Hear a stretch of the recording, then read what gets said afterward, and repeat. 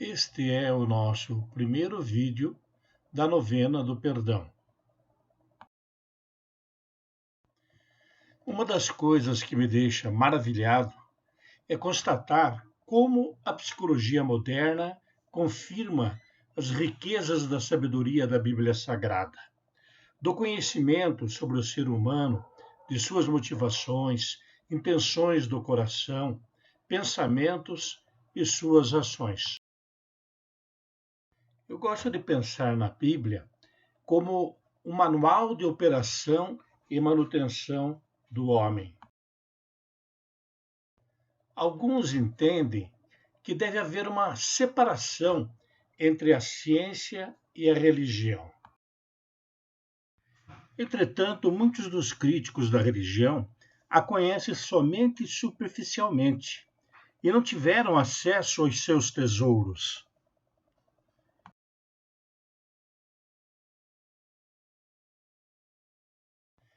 Tanto a ciência quanto a religião são expressões da capacidade humana. A capacidade de conhecer a natureza, suas leis e princípios, e também de conectar-se com o eterno, que é fonte de todo bem, de toda realidade visível e invisível, princípio de tudo. O homem de fé vive de ambas as fontes de conhecimento, a ciência e a revelação. O ser humano iluminado somente por si próprio pode ser representado desta forma. Seus horizontes são limitados por aquilo que conhece, imagina ou sonha. Porém, o salmista clama: envia a tua luz e tua verdade. Elas me guiarão e me levarão ao teu monte santo, ao teu santuário.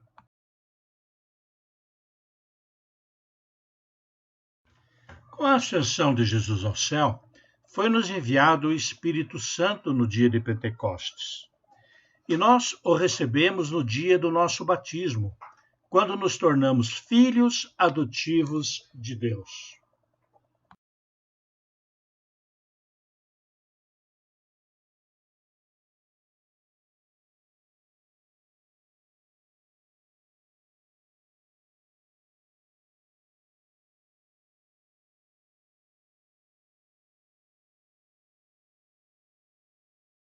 A fé ilumina a razão e o homem religioso é, portanto, um iluminado.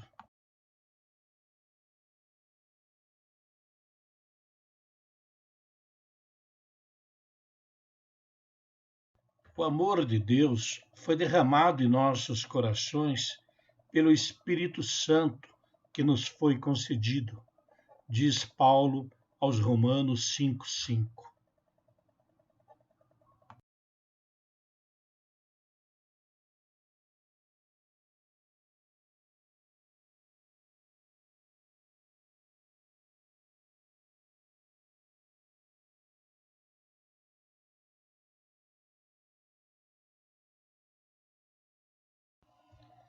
Na medida que deixamos o Espírito agir em nós, ele vai ocupando espaço,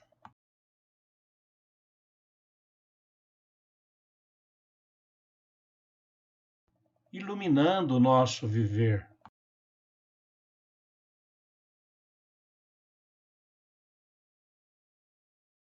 transformando nossa consciência, ampliando-a de forma extraordinária.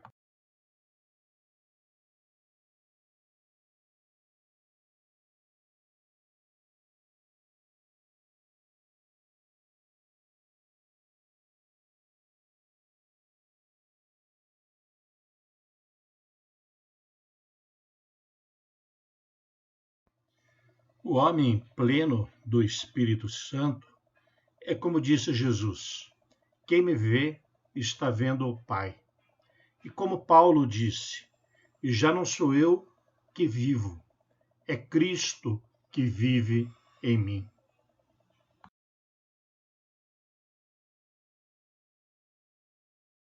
No Salmo 35, o salmista proclama esta realidade: porque em vós está a fonte da vida, e na vossa luz que vemos a luz.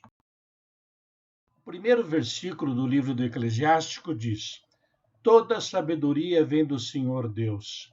Ela sempre esteve com ele. Ela existe antes de todos os séculos.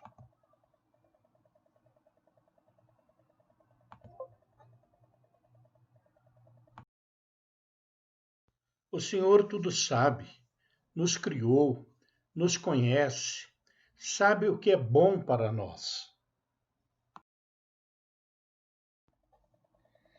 Na palavra, existem várias citações que dizem que o Senhor nos deu seus mandamentos para que, obedecendo, vivamos e vivamos bem.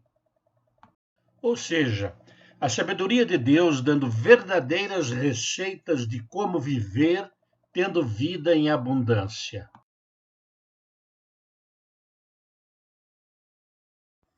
O ser humano é formado por corpo, mente e espírito. Na verdade, porém, somos um todo. A mente interage com o corpo e com o espírito. Um afeta o outro, tanto positiva como negativamente. Um corpo doente afeta a mente. A mente doente afeta o corpo. Um espírito doente afeta o homem todo. Todos temos consciência de que precisamos cuidar da nossa saúde física para sobrevivermos. Mas também precisamos cuidar das nossas saúdes espiritual e mental. O Catecismo da Igreja Católica nos ensina que a pessoa humana é dotada de uma alma espiritual e imortal e é destinada para a bem-aventurança eterna. A pessoa humana participa da luz e da força do Espírito Divino. Pela razão, é capaz de compreender a ordem das coisas estabelecida pelo Criador. Pela vontade, é capaz de se orientar a si própria para o bem verdadeiro e encontra a perfeição na busca e no amor da verdade e do bem.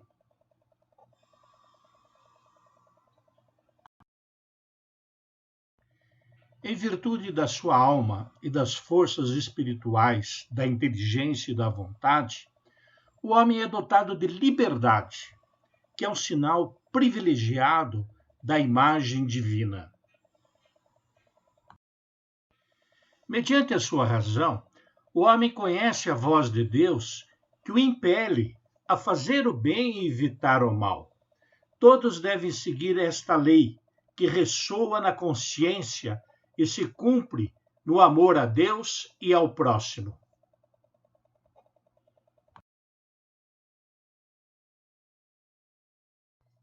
No entanto, seduzido desde o começo da história, o homem abusou da sua liberdade, sucumbiu à tentação e cometeu o mal. E ele conserva o desejo do bem, mas a sua natureza está ferida pelo pecado original. O homem ficou com a inclinação para o mal e sujeito ao erro. O homem encontra-se, pois, dividido em si mesmo. E assim toda a vida humana apresenta-se como uma luta dramática entre o bem e o mal, entre a luz e as trevas. Segundo Santo Agostinho, uma palavra, um ato ou um desejo contrários à lei eterna é o que constitui o pecado, causando por isso a ofensa a Deus e ao seu amor. Na primeira carta de João, nós lemos: se dizemos que não temos pecado, enganamo-nos a nós mesmos, e a verdade não está em nós. Se reconhecemos os nossos pecados, Deus aí está, fiel e justo para nos perdoar os pecados e para nos purificar de toda iniquidade. O pecado é a fonte e origem de todo o mal no mundo.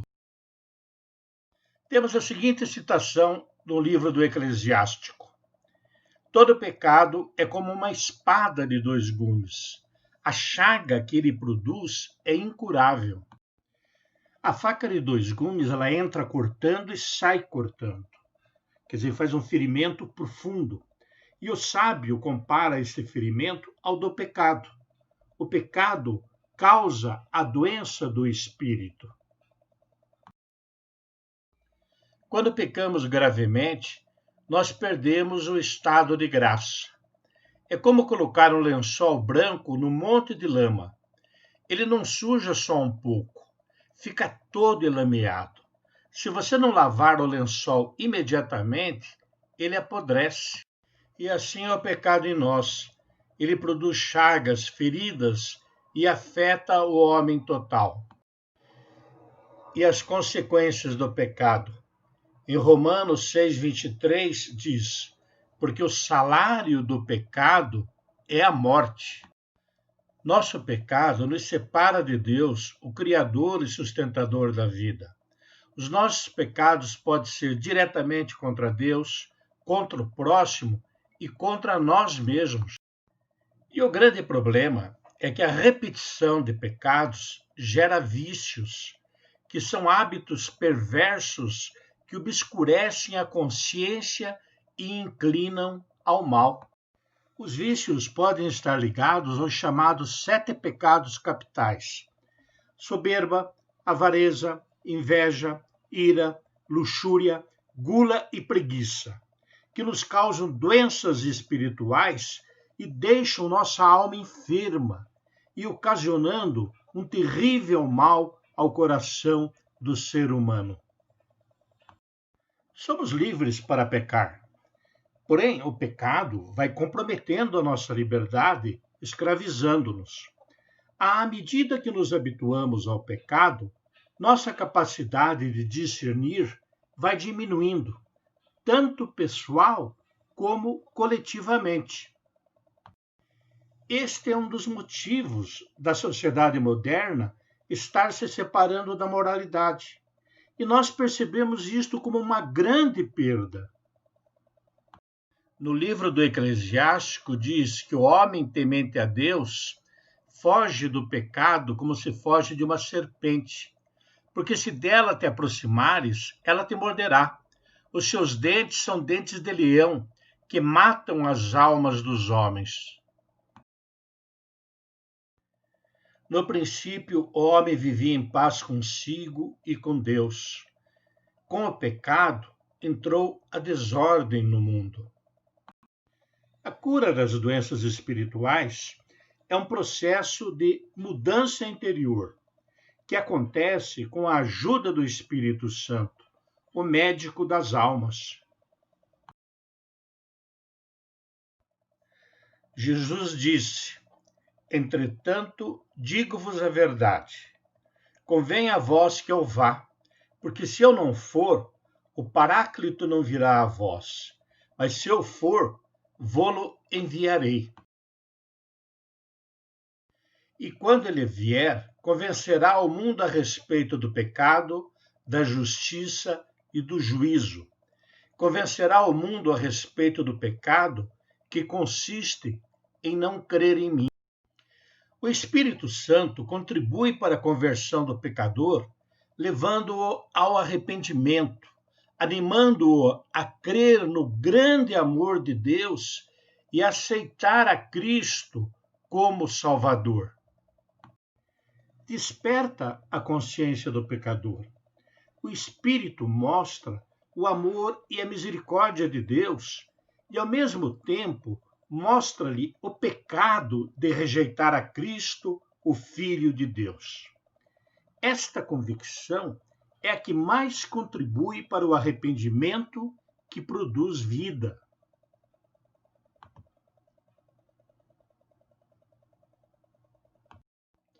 O Espírito Santo não nos acusa, mas ele mostra o nosso pecado para que possamos voltar ao amor de Deus, a recuperar nossa liberdade e, consequentemente, a paz. Não nos ensina a concentrar-nos no erro, mas na prática da justiça e do amor. Vamos agora pedir a graça do Espírito Santo para que ele nos mostre os nossos pecados, as nossas más inclinações e nos motive ao arrependimento e à busca da reconciliação. Vinde, Espírito Santo, iluminai-me com sua luz, traga à minha mente a consciência dos meus pecados, daquilo que me faz mal e me afasta de Deus, dos meus irmãos e de mim mesmo. Iluminai-me com sua graça e com seu amor. Vinde, Espírito Santo. No livro de Isaías está escrito: renuncia o malvado a seu comportamento e o pecador a seus projetos. Volte ao Senhor, que dele terá piedade, e a nosso Deus, que perdoa generosamente. Ouçam esse chamado. Volte ao Senhor. Viver no pecado é viver longe do Senhor. E a vida longe do Senhor é o inferno. Nosso Deus perdoa generosamente. E o perdão de Deus cura o espírito. Este é o primeiro passo: pedir e obter o perdão de Deus para nossos pecados. É nos libertar daquilo que nos quer escravizar. O perdão de Deus traz a paz de espírito. Obrigado, Senhor. Até o nosso próximo vídeo.